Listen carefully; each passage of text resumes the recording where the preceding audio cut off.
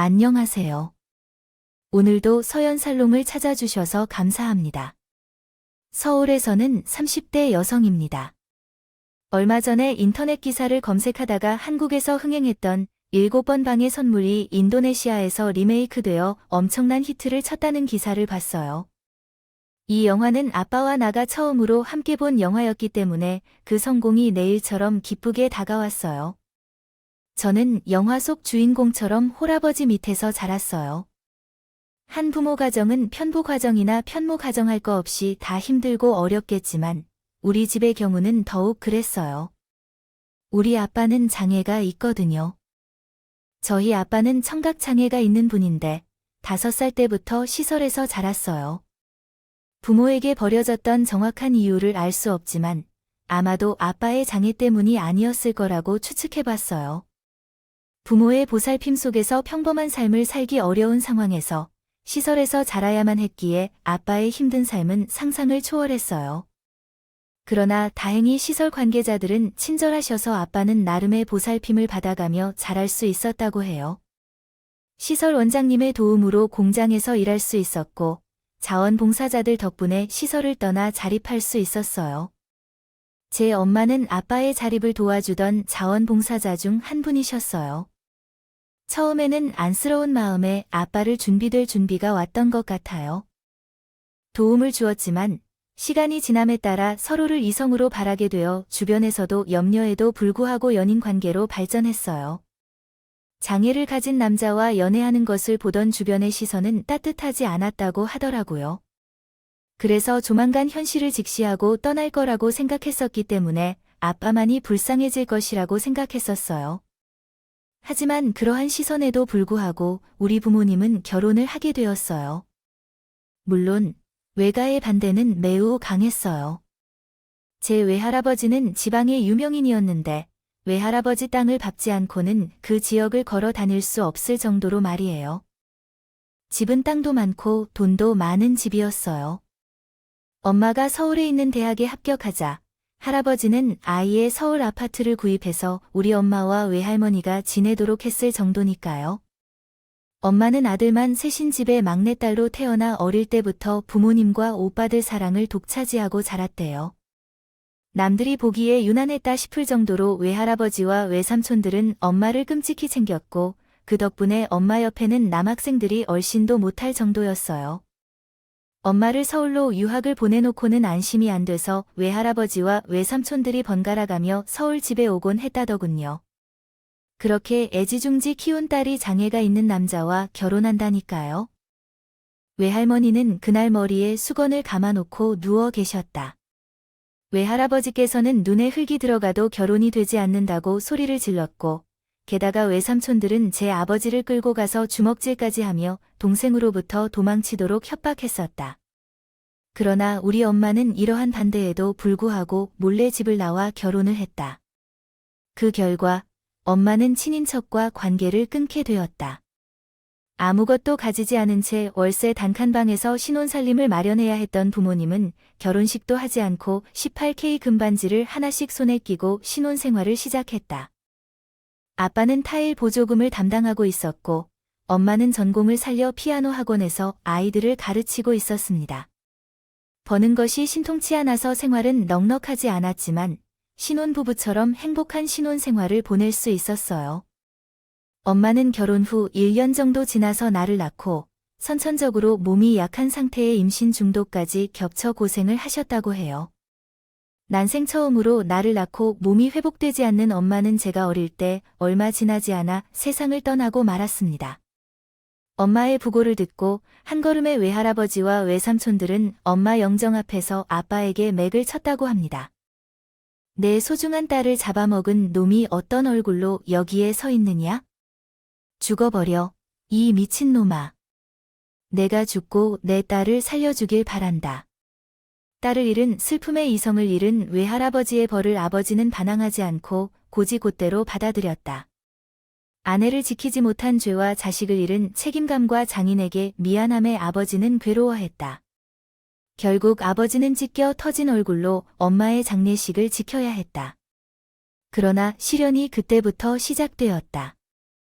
장례가 끝나자 외할아버지와 외삼촌이 나를 데리러 오겠다고 찾아왔는데 그 놈이 어떤 방법으로 나를 키워왔는지 생각하면 분노가 치밀어 솟는다. 그래도 내 딸이 낳은 자식이기 때문에 우리가 키워야겠다. 아버지는 나를 끌어안고는 안 된다며 울부짖었고 절강자로부터 뺏으려는 외삼촌을 피해 밖으로 도망쳤어요. 그렇게 몇일 동안 여관방을 전전하며 외가 식구들의 시선을 피했고 얼마 후에 엄마의 대학 동기인 봉사동아리 사람들의 도움으로 이사를 할 수 있었어요. 그 후로 제가 자라면 몇 번이나 아버지와 나는 피로연을 해야 했어요. 그 지난한 싸움은 초등학교 5학년이 되던 해에 끝난 것이었죠. 어느 날 수업 중에 선생님이 나를 불러 상담실로 데리고 가셨어요. 거기에는 외할아버지와 둘째 외삼촌이 있었습니다. 선생님은 저를 기다리고 계셨고 우리 집 상황을 자세히 몰랐었습니다. 그러나 외할아버지를 보고 소스라치던 놀라고 있는 저를 보고 상황이 심상치 않다는 것을 알게 되었고 그제야 저를 등 뒤로 숨기시며 외할아버지와 외삼촌한테 말씀하셨습니다. 일단 두 분 다 돌아가 주세요. 제가 정민이 아버지와 연락해보고 다시 연락드리겠습니다. 선생님은 말씀하셨습니다. 얘는 내외 손녀입니다. 할애비가 손녀딸 좀 만나겠다는데 왜 안 된다는 겁니까? 정민아 이리 오너라. 어서 제가 받을 때를 떨며 소리치자 선생님은 목소리를 높이셨어요. 그만 돌아가시라고 했잖아요. 정민이가 겁에 질린 거 안 보이세요? 안 나가시면 경찰을 불러. 저는 눈을 감습니다. 이게 무슨 일인가요? 선생님, 대기 선생님이세요. 선생님, 왜 다른 사람의 일에 끼어들어요? 제 외삼촌이고 제 여동생의 딸이라고요. 아빠가 우리 몰래 아이를 빼앗아 숨길 때 어떻게 가만히 지켜봅니까? 경찰을 불러야 할 텐데요. 우리는 두려운 게 없습니다. 결국에는 그날, 아빠는 외할아버지와 법정 싸움을 벌이게 됐어요. 말을 못하는 아빠를 대신해서 제가 옆에서 통역을 해야 했죠. 지금은 오래되어서 기억이 퇴색되었지만 그때 제가 판사 앞에서 아빠와 이야기할 줄 알라고 앉아 울었던 기억이 있어요. 결과적으로요. 법정은 눈물 바다가 되었고 외할아버지도 소송을 포기하셨습니다. 어린 소녀 딸한테 상처 주려는 생각은 없었다며 미안하다고 말씀하셨습니다. 비록 아버지가 저를 빼앗으려 했던 분이었지만 저를 바라보는 눈빛에서 눈물이 가득한 걸 보니 제 마음도 편치만은 않았습니다. 그래서 외할아버지를 꼭 안아주었더니 제게 전화번호를 건네며 언제든 힘들면 찾아와 달라고 하셨습니다. 그렇게 소송은 끝나고 저와 아버지는 한 곳에 정착하여 살 수 있었습니다. 저는 초등학교 고학년이 되고서부터 어지간한 집안일을 도맡아 하기 시작했습니다. 청소와 세탁은 물론 어지간한 찌개와 반찬도 혼자 할 수 있을 정도였습니다. 당시에는 이모와 삼촌으로 불렸던 엄마의 동아리 친구들한테 배운 것이었습니다. 은희 이모, 현주 이모, 상철이 삼촌, 명수 삼촌 등 많은 분들로부터 배웠죠. 모르는 사람이 듣기에는 우리 부모님한테 형제가 많은 줄 착각할 정도로 많은 이모와 삼촌들이 모두 엄마의 동아리 친구들이셨죠.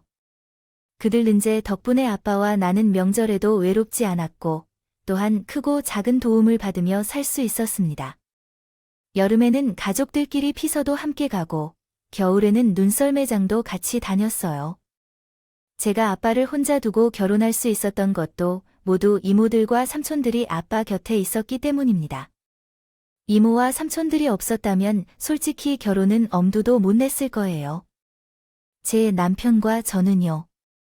직장에서 만났어요. 같은 회사를 다녔던 것은 아니었지만 저가 다녔던 회사가 남편이 다니던 회사의 외주업체로서 종종 만날 기회가 있었거든요. 협업한 결과가 좋았거나 손발이 잘 맞았던 것인지 서로에 대해 꽤 좋은 인상을 갖고 있었어요.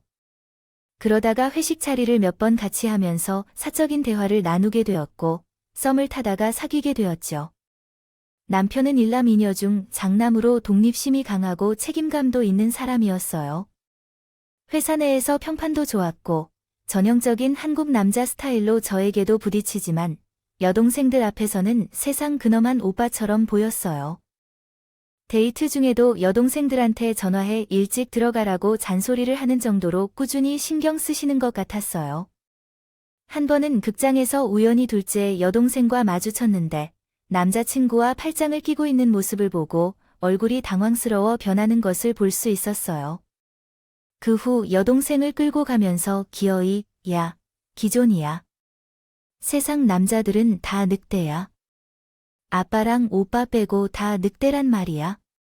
다 큰 기상천외한 사람이 가슴에 다 드러나는 옷을 입고 밖을 돌아다닐 때 어떻게 오빠가 돈 줄 테니까 당장 가서 새로 사 입어 라고 말했다. 싫어. 오빠가 무슨 권리로 나의 옷을 입히나요? 라고 답해야만 했어요. 오빠의 여자친구까지 간섭하는 것은 너무 과한 것 같아요. 여동생도 한마디도 못하고 단속이나 하고 혹시 잘못했다고 달려들더라고 하더군요. 저까지 애꿎은 끌어들여서 너처럼 해프게 안 입고 다니는데 너도 그런 식으로 다니냐? 라고 물어보더니 예쁘다고 하더라고요. 뭐 이렇게 다니는 게 이해가 안 가? 하니까 미친 놈인가?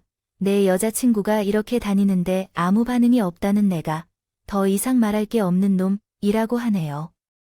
조선 시대 선비도 아닌데 옷차림 때문에 여동생의 연애까지 방해하는 남편이 있었지만 저는 참고 있었어요.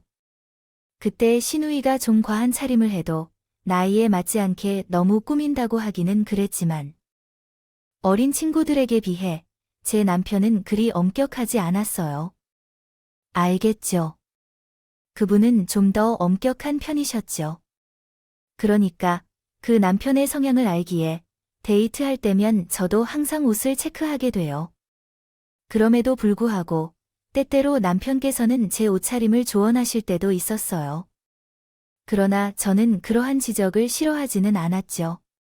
지금까지 항상 아빠를 챙기느라 빈둥거렸기에 남편의 잔소리는 오히려 보살핌으로 느껴졌어요. 3년 넘게 남편과 사귄 후 결혼 얘기가 나오기 시작했어요. 그분은 자녀의 계획부터 집안 꾸미는 계획까지 구체적으로 이야기해 주셨는데 솔직히 부담스러웠어요.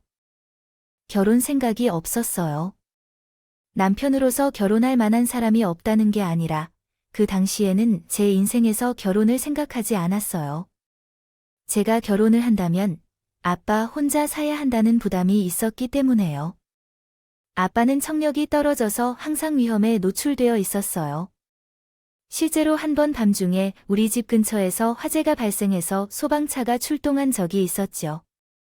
경찰차와 구급차까지 와서 우리 동네가 소동이 났었죠. 저는 자러들지 않고 창문을 열어보기까지 했어요. 그러나 아빠는 아주 평온히 자고 있었어요. 그때 결심했어요. 이렇게 평온한 아빠를 두고 결혼을 해야겠다고요. 무리라고요. 이런 제 상황을 모르는 남편은 저에게 남자가 생겼는지 아닌지 의심했어요. 그래서 툭하면 다투곤 했죠.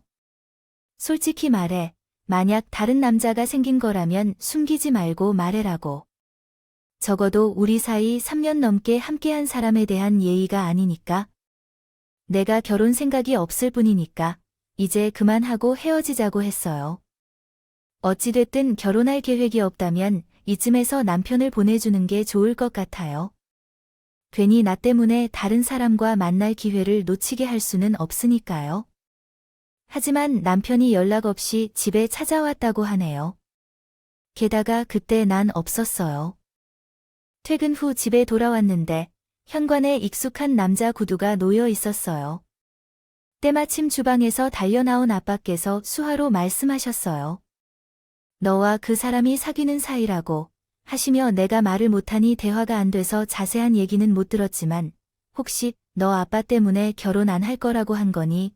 그런 거라면 아빠 걱정 안 하셔도 돼요. 제가 아빠 때문이 아니라 내가 결혼할 생각이 없다는 거라고 변명했지만 아빠는 제 거짓말에 속아주지 않았어요. 아빠와 저가 수화로 대화하는 걸 지켜보던 남편은 뜻밖에도 갑자기 아빠 앞에 무릎을 꿇고 있는 것이었어요. 따님과 결혼하게 해달라고 말했어요.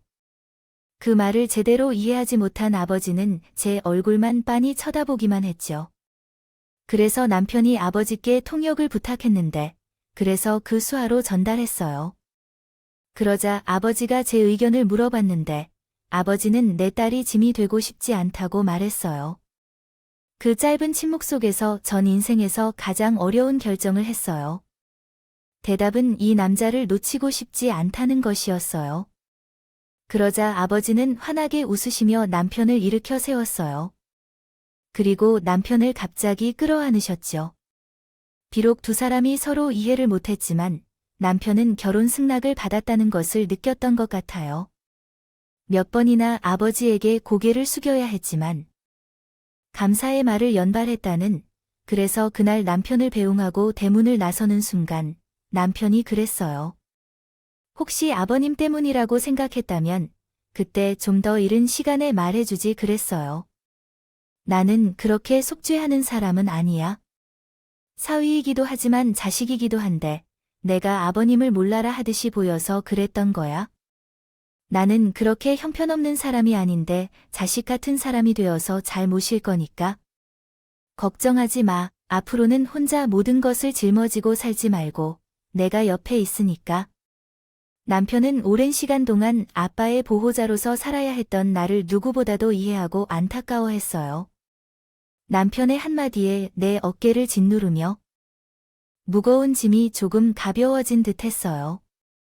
얼마 후에는 시댁에 가서 시부모님께 인사를 드렸습니다. 그러나 왠지 시부모님이 서로 사이가 소원해 보이더라고요. 또한 시누이들도 아버지와 거리를 두는 것처럼 보였습니다. 그 이유를 알기 위해 인사를 드리고 집을 나오다가 알 수 있었죠. 사실 이 두 분은 별거 중이셨고 약 7에서 8년째 됐다고 합니다. 아버지는 다른 분과 살고 계시는데 오늘 자기가 인사하러 와 계신 거라고 하니 깜짝 놀랐어요.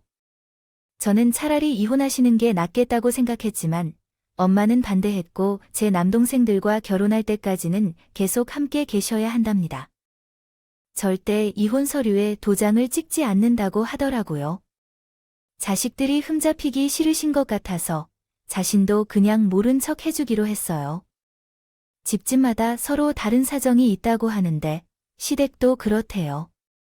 남편은 왜 여동생한테 엄하게 대하는지 궁금했었는데 집을 나간 아빠 대신 가장 노릇을 하고 살아야 했던 것이었던 거였대요. 저만큼이나 힘들게 살아온 남편을 생각하면 마음이 안쓰럽더라고 하더라고요. 그래서 나도 남편에겐 힘이 되어주고 싶다고 생각했어요. 양가 부모님께 인사를 드린 후에 본격적으로 결혼 준비를 시작했어요. 가장 큰 문제는 결혼식 장소였어요. 제 쪽은 하객이 많이 없어서 조금 조용한 분위기로 식을 올리고 싶었지만요. 생각만 할 수는 없었어요. 남편 집에는 친척이 많았고 게다가 남편이 장손이라서 하객이 많았거든요. 뿐만 아니라 시어머니께서는 이전에 축의금을 주신 것을 회수하겠다는 강한 의지를 가지셔서 꽤 규모 있는 식장을 선택해야 했어요. 결혼식 날짜를 잡고 청첩장이 나오자 아빠께서 남편과 함께 외할아버지를 만나러 오라고 하셨어요. 유일한 어르신이시기에 직접 찾아뵙고 청첩장을 전달하겠다고 했어요. 예전에 안 좋은 경험이 있어서 즉각 동의하기 어려웠어요. 솔직히 남편에게 창피한 우리 집 상황을 알리는 것이 낯부끄러웠고, 그래서 남편이 바빠서 직접 만나기 어려울 것 같아서 전화로 결혼 소식을 전해드렸어요. 할아버지는 저희 집 평판을 이미 알고 계셨는데요. 변변한 혼수를 준비할 수 있겠냐 하시며 결혼 비용을 대줄 테니 계좌번호를 부르라고 하셨어요. 사람 구질 못하는 네 애비가 해주면 얼마나 해주겠니. 내가 나서야지. 그러니 계좌번호를 불러라. 하여비가 결혼 비용을 대줄 테니까. 저희 아빠를 두고 사람 구실 못한다는 말에 화가 났고 버럭 질렀어요. 싫어요. 저는 할아버지한테 돈 받을 생각 없어요. 오늘 전화드린 건 아빠가 하도 닥달하셔서 할 수 없이 전화드린 거예요. 다른 뜻이 없으니 오해 마시라고요. 그리고 저희 아빠는 저 남모지 않게 키우셨어요. 결혼 비용도 아빠가 충분히 해주셔서요. 부족한 것 없이 모든 것을 준비했고요. 저희 아버지는 할아버지에게 사람 다루기를 못한다는 소리를 듣지 않는 분이라고요. 더 상처받을 것 같아서 길과의 통화를 끊어버렸어요. 그리고 남편에게 외할아버지에 대한 얘기는 하지도 않았어요. 2개월 후 외할아버지가 큰삼촌 내외와 결혼식장에 오셨던데요. 아버지는 외할아버지 앞에서 고개를 들지 못하고 당황하셨어요. 외할아버지는 여전히 그런 아버지를 별로로 보며 바라보셨고, 태백을 마치고 식당으로 올라가 남편과 하객들을 찾아다니며 인사를 했을 때 외할아버지가 제 손을 잡고 눈물을 글썽였어요. 네, 엄마와 정말 닮았네. 지난번에는 할애비가 잘못했습니다.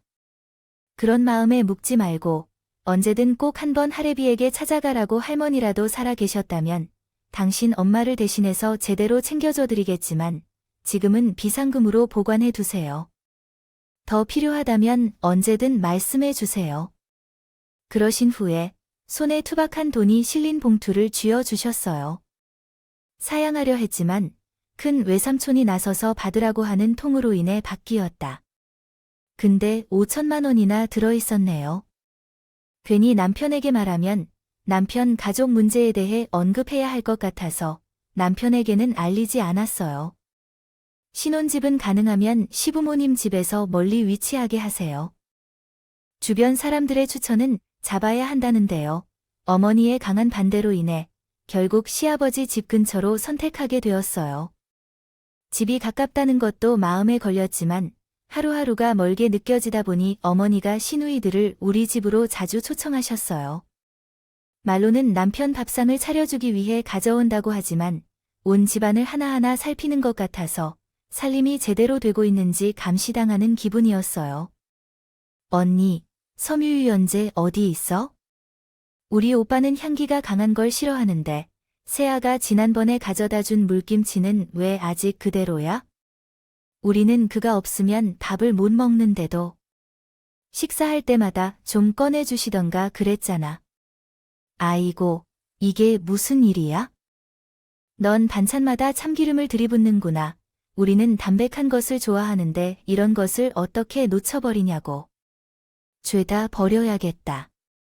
빨래부터 냉장고 정리까지 틈만 나면 와서 참견을 하지만 내가 그걸 분갈한 것인지 시집살이를 하는 것인지 분간이 안 가는 정도였어요. 이런 사소한 문제로 남편과 저는 말다툼을 하는 날이 많아지고 결정적인 사건이 벌어진 거예요. 나한테 어머님을 돌보라는 말을 했어. 그래서 회사는 휴가를 내도 되지 않는다고 말하잖아. 정 안 된다. 그럼 사표 내고 나와 엄마가 다리 좀 괜찮아지면 다른 곳으로 이직하면 되지. 솔직히 자기네 회사가 대단한 것도 아니에요. 웹디자이너가 취직하기도 쉽지 않아요. 자기가 지금 그것을 말한다고 해서 어머니랑 친구들과 등산을 가서 다리를 접지르는 바람에 아킬레스건이 파열되었어요. 수술 부위가 나을 때까지 한동안 입원하게 되었거든요. 퇴원한 후에도 몇 달은 목발을 짚고 다녀야 한다고 해서 저에게 어머니 간병을 부탁해요. 차라리 집에서 노는 둘째 동생에게 자기 엄마 간병 좀 부탁할 테니까 나도 틈틈이 들여다볼 테니까 자기 눈에는 그가 노는 것으로 보일 거예요. 엄연히 취직 준비하는 취준생이라고 하고 이럴 때 꼭 자신의 엄마를 따져야 해요. 며느리도 분명히 자식이에요. 당신이 이러면 나 정말 섭섭해요. 남편은 아침밥도 안 먹고 나갔어요. 찝찝한 마음으로 회사에 출근한 나는 일이 손에 잡히지 않았어요. 이러한 상황에서 내 고집만 세우다가는 앞으로 남편과 충돌할 때마다 이번 일이 발목을 잡을 것 같아서 한 발 물러서기로 결심했어요. 무급 휴가라도 받을 수 있는지 확인해보니 일이 바빠서 일주일 정도는 받을 수 있을 것 같더라고요. 그래서 남편에게 어머님께서 병원에 계시는 동안 휴가를 내고 간병을 하기로 했다는 문자를 보냈어요. 그러자 오전 내내 전화도 받지 않던 남편이 바로 답장을 보내고 고마워하며 하트를 3개나 보내주었어요. 그렇게 일주일 동안 병원에 가서 어머님을 돌보며 어머님이 수술 부위를 소독하러 치료실에 가시는 동안